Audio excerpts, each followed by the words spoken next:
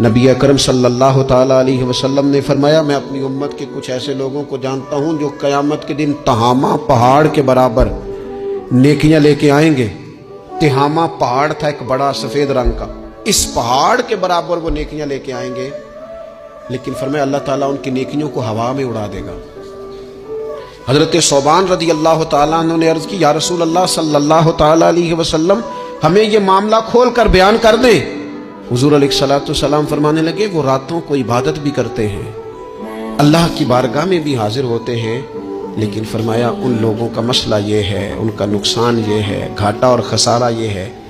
کہ جب وہ اکیلے ہوتے ہیں تو رب کی حرمتوں کو پامال کرتے ہیں، دین کی حدوں کو توڑتے ہیں، تنہائیوں میں رب کی نافرمانی کرتے ہیں۔ نتیجہ کیا نکلتا ہے کہ وہ جو لوگوں کے بیچ نیکیاں کی ہوتی ہیں، نمازیں پڑھی ہوتی ہیں، عبادتیں کی ہوتی ہیں، صدقات کی ہوتے ہیں، وہ بھی ضائع ہو جاتے ہیں۔